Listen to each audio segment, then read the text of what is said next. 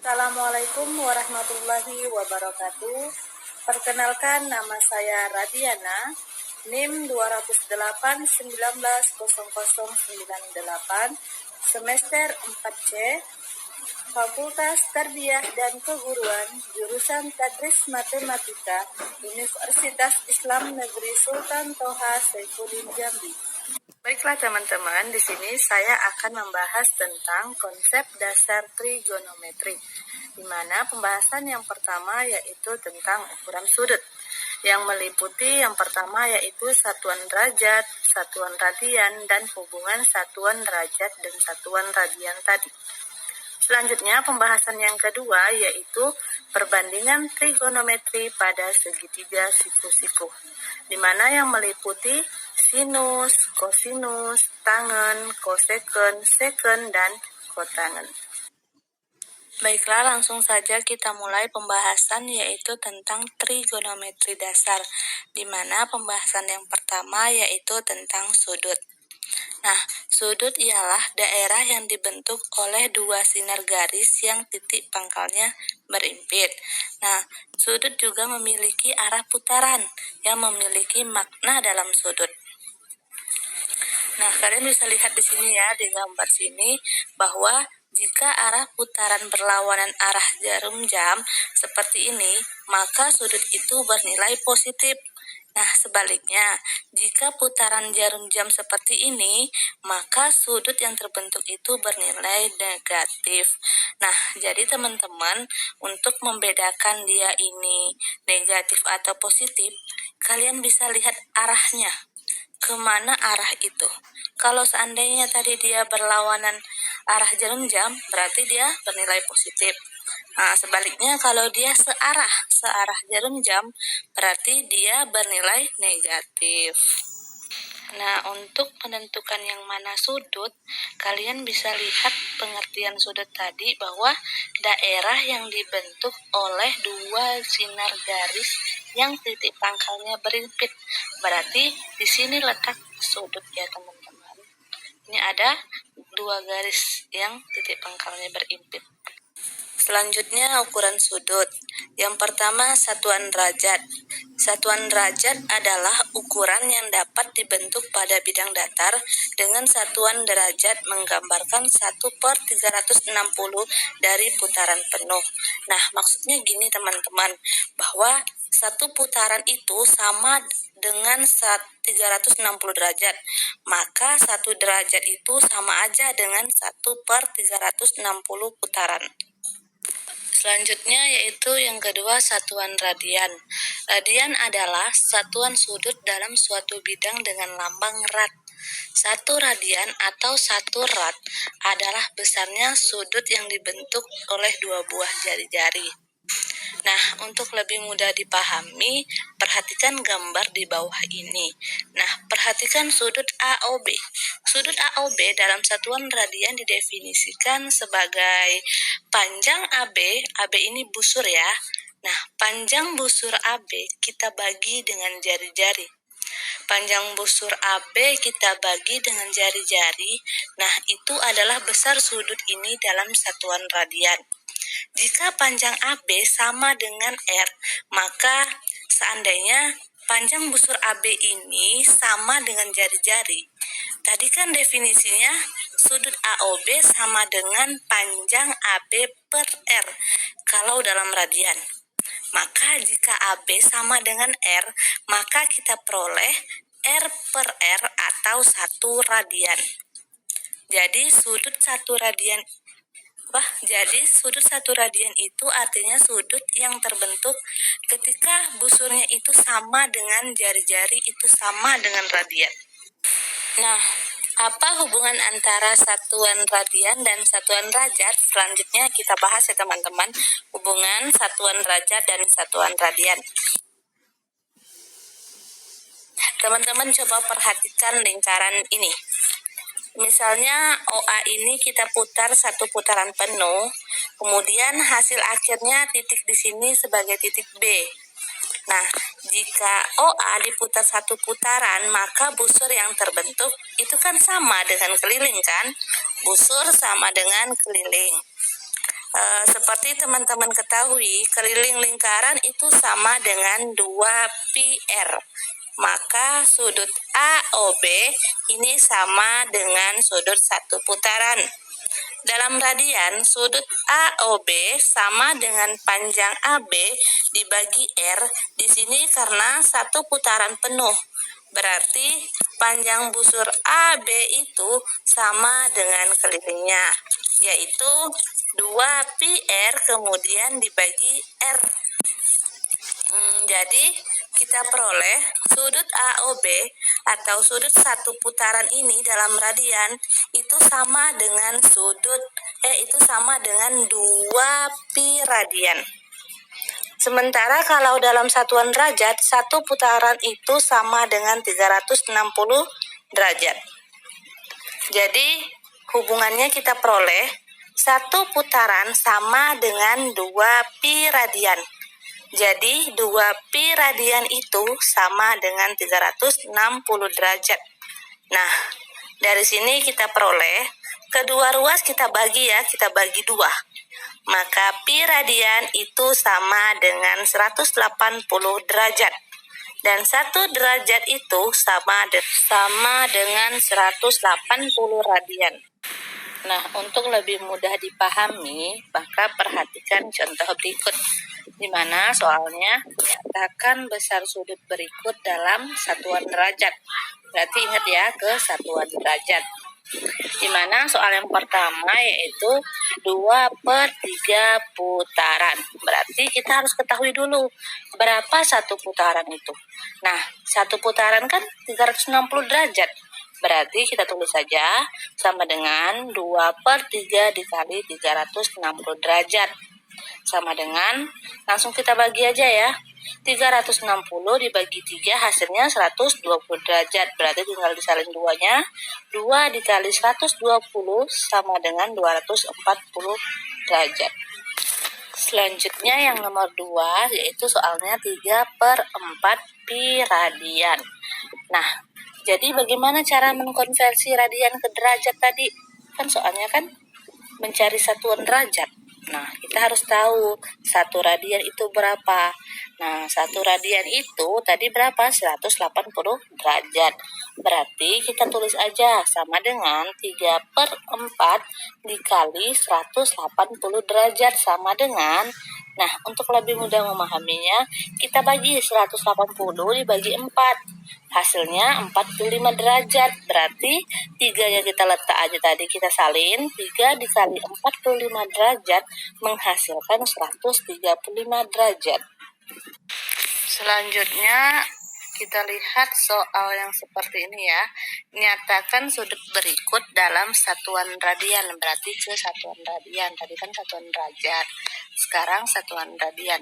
Dimana soal yang pertama yaitu 2/3 putaran. Berarti kita ubah ke radian ya.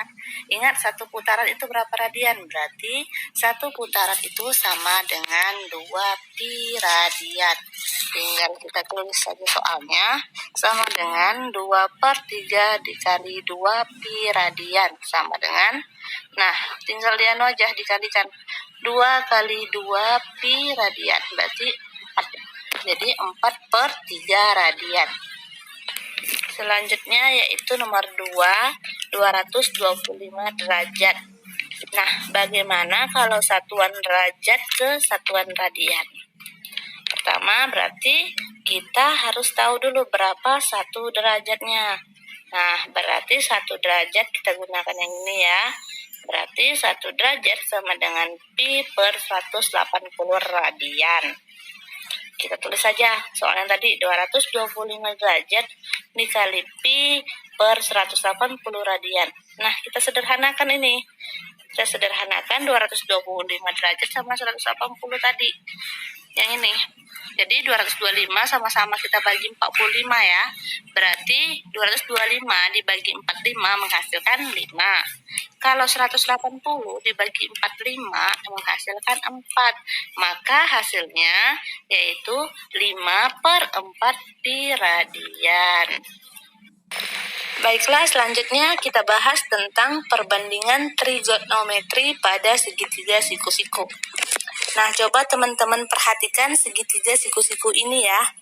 Nah, sebelum kita bahas tentang trigonometri ini, teman-teman harus tahu dulu nama sisi-sisi pada segitiga siku-siku ini. Nah, sisi pada bagian ini kan sudut siku-siku ya. Sisi yang membentuk sudut siku-siku ini dikatakan sebagai sisi siku-siku. Kemudian, sisi sebelah sini, sisi yang bukan merupakan sisi siku-siku, karena sisi ini adalah sisi terpanjang, dikatakan sebagai sisi hipotenusa. Nah, untuk mempermudah teman-teman nih, untuk mengingat perbandingan trigonometri ke depannya, kita kasih istilah untuk ketiga sisi ini.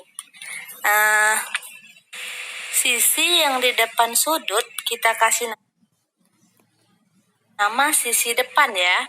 Kemudian yang di sini yang ada di samping sudut kita kasih nama sisi samping. Dan sisi hipotenusanya ini kita kasih nama dengan sisi miring.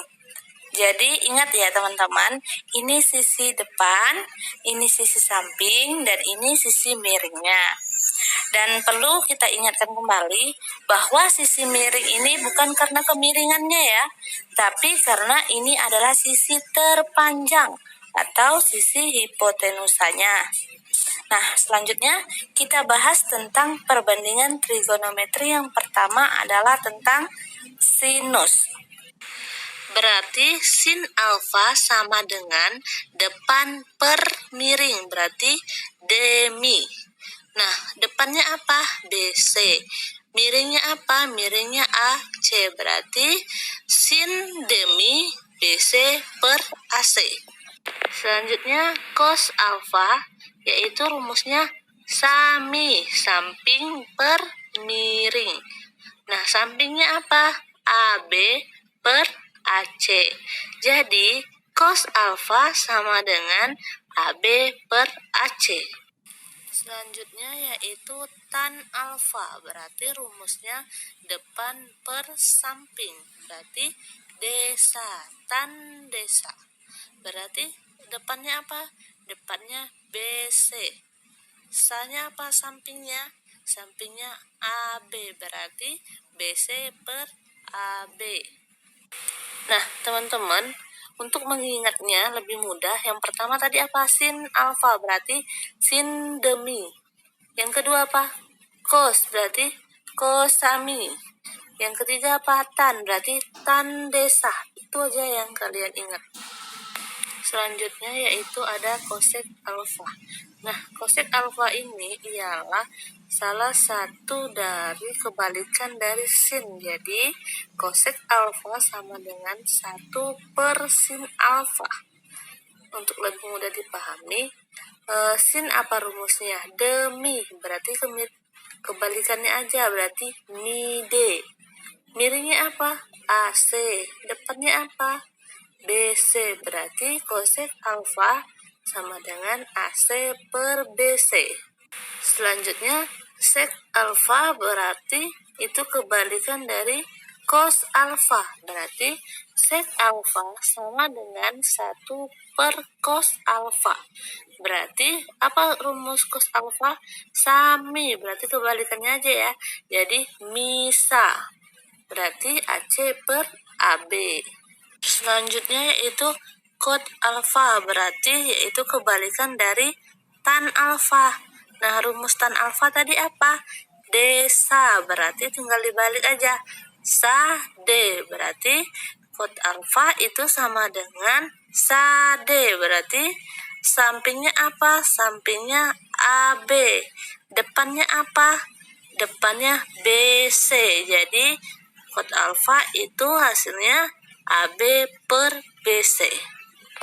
Jadi teman-teman harus tahu ya rumus dari sinus, kosinus, dan tangen. Karena kalau untuk rumus cosecant itu kebalikan dari sinus. Secant itu kebalikan dari cosecant. Sedangkan kotangen itu kebalikan dari tangen. Untuk lebih mudah memahami, coba kalian perhatikan contoh ini, di mana perhatikan gambar di samping dan tentukan hasilnya.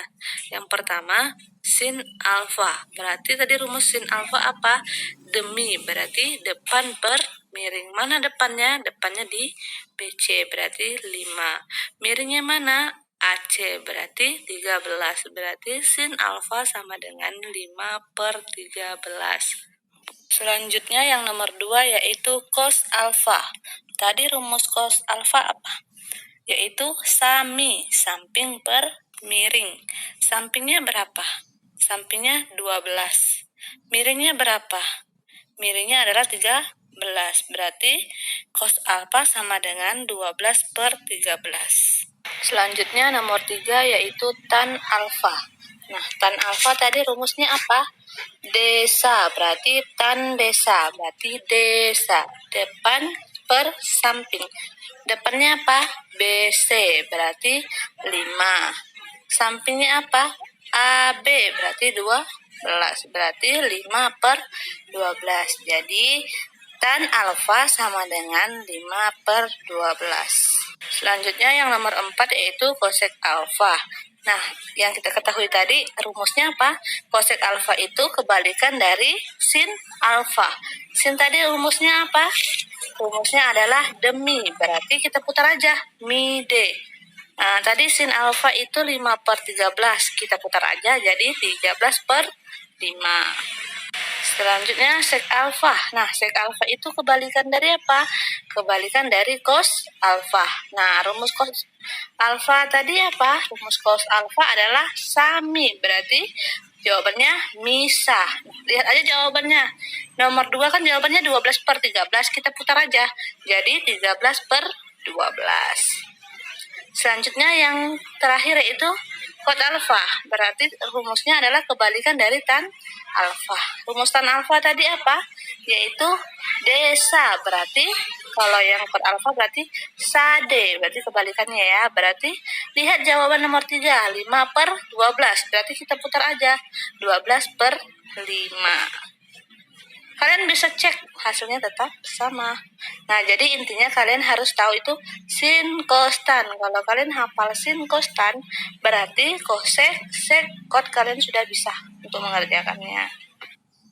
Sekian dari video saya ucapkan terima kasih. Wassalamualaikum warahmatullahi wabarakatuh.